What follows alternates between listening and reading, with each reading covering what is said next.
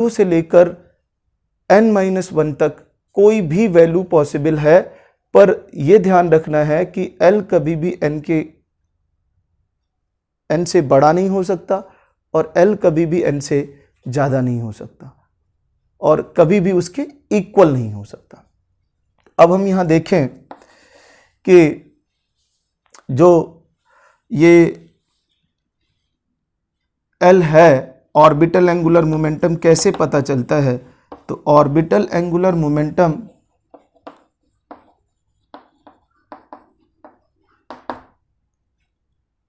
Root L plus 1 into h/2 ये है। तो अब हमें L की वैल्यू देख लेना है और उससे हमें अपने क्वेश्चन को आंसर कर देना है। जैसे क्वेश्चन एक छोटा सा अभी कराता भी हूँ, ऑर्बिटल एंगुलर मोमेंटम ऑफ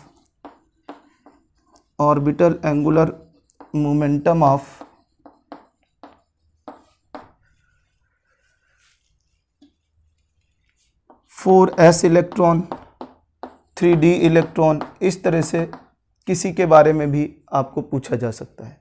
तो हम वहाँ से L की वैल्यू निकालेंगे और इसको करेंगे। तो आंसर कभी भी s इलेक्ट्रॉन के लिए पूछा जाए तो s के लिए L की वैल्यू तो 0 ही होती है, तो हम हमेशा आंसर 0 ही करेंगे, चाहे वो किसी भी s के लिए हो।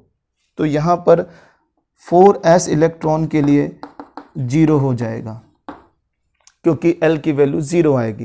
पर फॉर 3d इलेक्ट्रॉन अगर हम देखें तो L की वैल्यू d के लिए 2 है, तो ये बन जाएगा ऑर्बिटल एंगुलर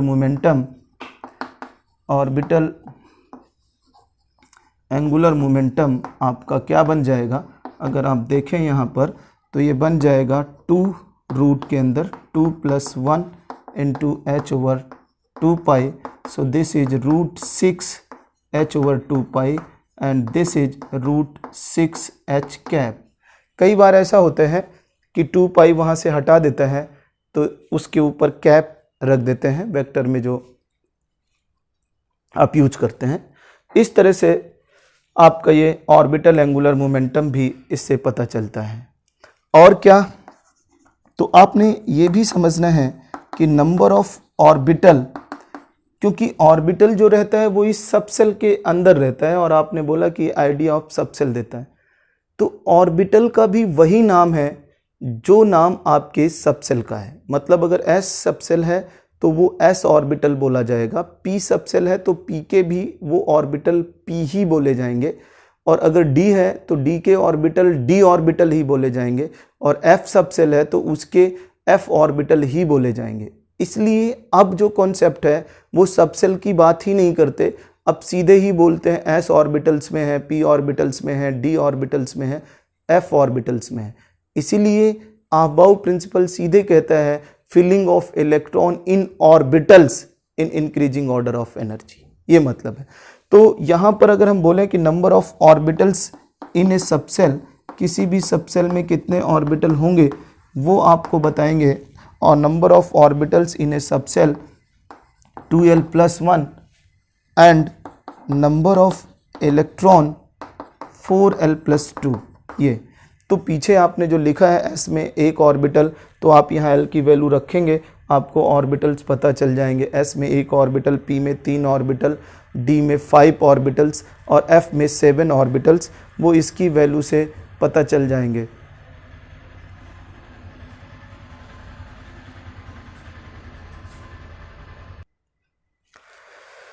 तो अगर हम यहाँ देखें तो ये ऑर्बिटल्स, सभी के ऑर्बिटल्स का नंबर पता चल जाएगा 2l + 1, और सभी के ऑर्बिटल्स के अंदर इलेक्ट्रॉन्स पता चल जाएंगे 4l + 2, उससे हम देखेंगे। चलिए अब आगे हम बढ़ते हैं, हमें इनके बारे में पता चल गया। तो अब अबाउ प्रिंसिपल से हम एनर्जी डिसाइड करें।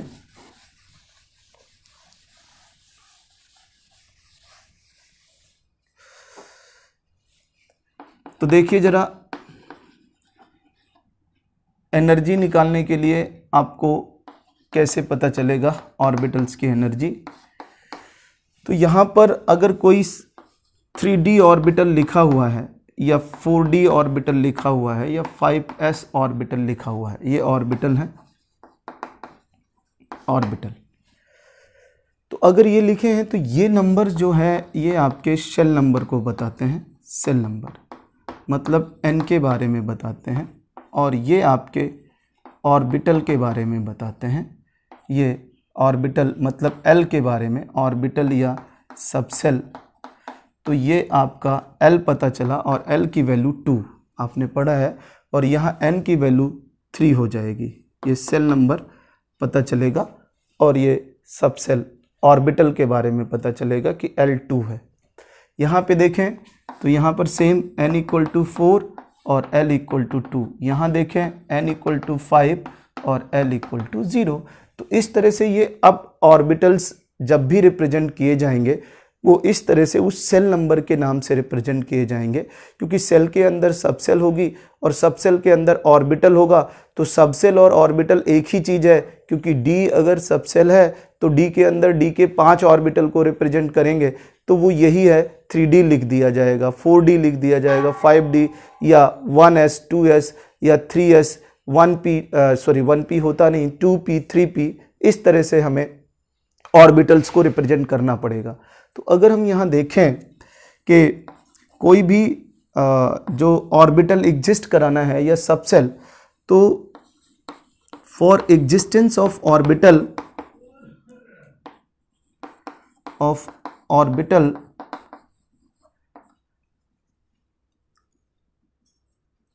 n, for existence of orbital minimum value of n will be L+1 से किसी भी ऑर्बिटल के एग्जिस्टेंस के लिए जो n की वैल्यू है वो हमेशा उससे एक ज़्यादा होनी चाहिए, क्योंकि आपने लिखा है Ln-1 तक जा सकता है। तो for the existence of orbital minimum value of, देखो क्वेश्चन क्या आया हुआ है आपसे। क्वेश्चन ये है एग्जाम का, what is minimum value of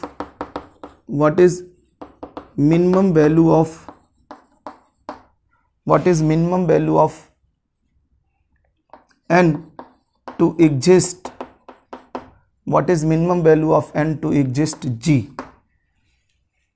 तो अगर हम यहाँ देखें तो वो आंसर क्या हो जाएगा, for g L = 4, hence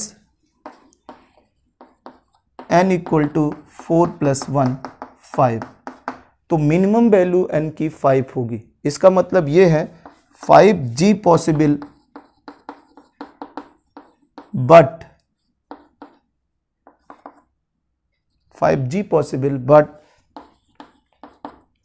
4g is not possible। ये तो आपसे दूसरा क्वेश्चन एक और आता है, which of the following orbital is not possible। Which of the following orbital is not possible। अब आपको दिया है 3D 3F 2P 3S। सही। तो अगर आप देखें यहाँ पर तो 3D भी पॉसिबल है, 2P भी पॉसिबल है, 3S भी पॉसिबल है, लेकिन 3F पॉसिबल नहीं है, क्योंकि यहाँ पर अगर आप देखें तो n = 3 और L = 3 है। आपने लिखा है L कभी भी n के बराबर नहीं हो सकता, इसलिए ये 3F पॉसिबल नहीं है। F को एग्जिस्ट करने के लिए n की मिनिमम वैल्यू क्या होगी, तो आपने n की मिनिमम वैल्यू लिखी है L+1। तो अगर F को एग्जिस्ट कराना है तो n की मिनिमम वैल्यू 4 होगी, तो 4F पॉसिबल हो जाएगा, लेकिन 3F पॉसिबल नहीं होगा। ये इसका मतलब है। अब एक क्वेश्चन और इससे रिलेटेड आता है आपको, कि कभी आपको n और l देगा और आपसे पूछा जाएगा कि कौन सा ऑर्बिटल बनेगा, या ऑर्बिटल देगा और n और l की वैल्यू पूछा जाएगा। तो ज़रा देखिए इसमें, तो अब अगर हम देखें कि नेक्स्ट क्वेश्चन क्या इसी पर आता है, तो इस पर क्वेश्चन आता है if n equal to 3, l equal to 2, n equal to 4, l equal to 0, n equal to 5, l equal to 3 और n equal to 3, l equal to 1, इस तरह से दिए हुए हैं। Give the name of orbital, give the name of orbital this one. तो अगर हम देखें तो आंसर क्या होगा, तो पहला ये है, सेकंड आपके पास ये है, थर्ड आपके पास ये है और फोर्थ आपके पास ये है। इन सभी के नेम बताने हैं आपको कि इनके नेम क्या होंगे। तो अगर हम देखें तो इसका नेम होगा, ये n हो गया 3 और l हो गया 2, तो 3D। दूसरे वाले को अगर हम देखें तो n 4 हो गया, l 0, तो 4s हो गया। अगर हम यहाँ तीसरे वाले को देखें तो n 5 और l 3 है, तो 5f हो गया। और अगर हम चौथे वाले को देखें तो n 3 l 1 है, तो ये बन जाएगा 3p। इस तरह से ये इनके नेम है। उल्टा अगर दिया जाता आपको कि give the value of n and l for 5D, 4f, 2p, 3s, इनके लिए, तो आप सीधा आंसर कर देंगे this 5, n equal to 5, l equal to 2 first, second n equal to 4, l equal to 3, third ये n है, n इक्वल टू 2, l की वैल्यू 1 इसके लिए, और इसके लिए n 3 है और l की वैल्यू 0। इस तरह से हमें n और l दे सकते हैं तो ऑर्बिटल पूछा जा सकता है, और ऑर्बिटल दे सकते हैं तो n और l के बारे में पूछा जा सकता है। और एक क्वेश्चन क्या हो सकता है, number of orbital in d orbital, in d, number of orbitals in d subshell. तो number of d orbitals in d subshells, तो आपने आंसर कर देना है 5 ऑर्बिटल, पता ही है आपको।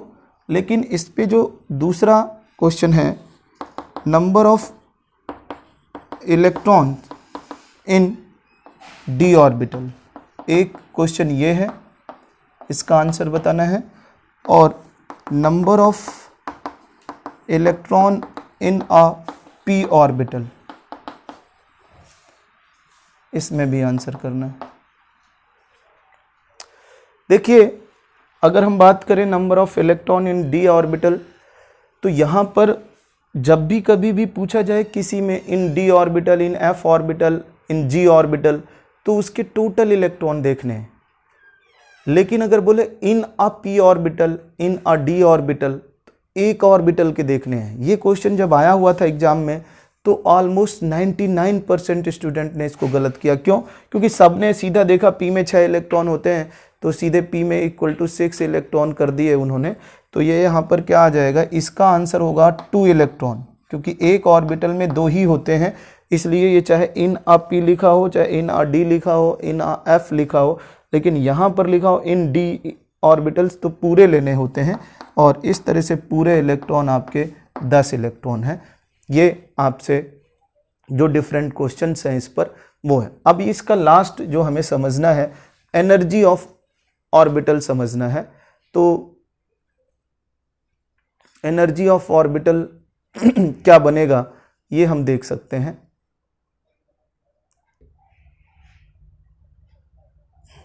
हम एनर्जी ऑफ ऑर्बिटल देखें तो क्या होगा, आपसे क्वेश्चन आएगा अरेंज द फॉलोइंग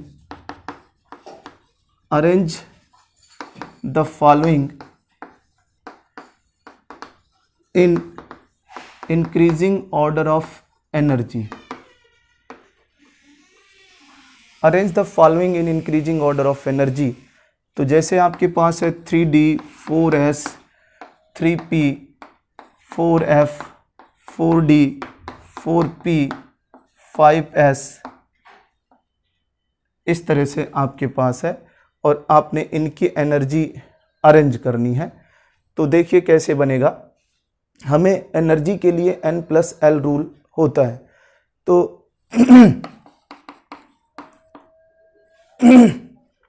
तो एनर्जी के लिए n+l रूल से आप इसकी एनर्जी निकाल लें। तो यहां पर n = 3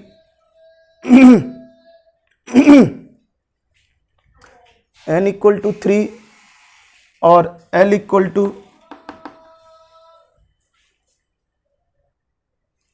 n = 3 l = 2 इस 3D के लिए, 4s के लिए n = 4 l = 0 n = 3 इसके लिए l = 1 इसके लिए हम देखें n = 4 l = 3 इसके लिए देखें 4 l = 2 इसके लिए देखें 4 l1 n5 l0।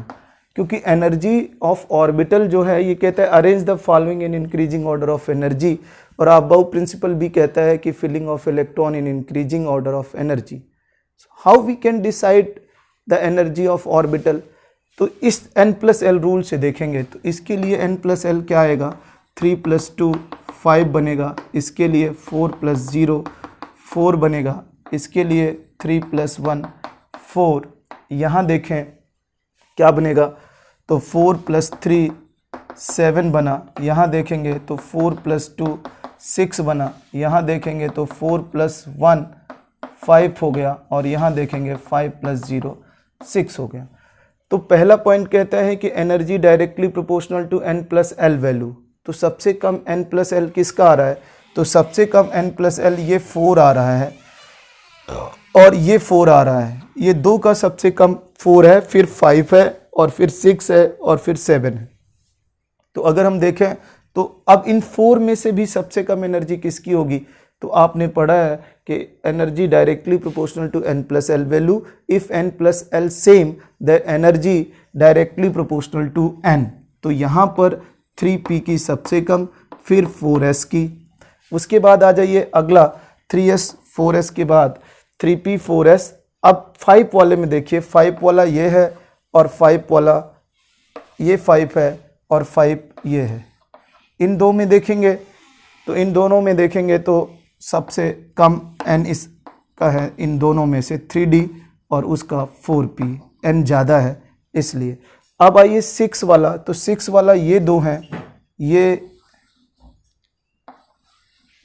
ये दो 6 वाले हैं आपके। तो 6 वाले में देखेंगे तो इसके लिए n की वैल्यू कम है, नहीं ये तो 5 ही है, 5 + 0 5 है, सॉरी 5 है, ये 5 + 0 5 और ये 5 है। तो 5 वाले 3 है और 6 वाले 1 है और 7 वाला 1 है। तो ये 5, तो ये 3d 4p 5s, n की वैल्यू बढ़ती जा रही है।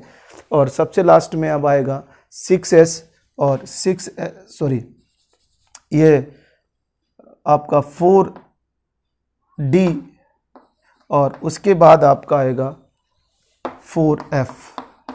इस तरह से n+l रूल से एनर्जी डिसाइड करते हैं। और लास्ट क्वेश्चन है इसका, अगर ऐसा क्वेश्चन है which of the following has maximum energy, या तो एनर्जी के इंक्रीजिंग ऑर्डर में डिसाइड करेंगे, या तो which of the following has maximum energy. तो इसके लिए आपको इस तरह से 4 ऑप्शन होंगे, 3d 4s 5p 4f या 4d। इस तरह से हम देखें तो 1 a b c d।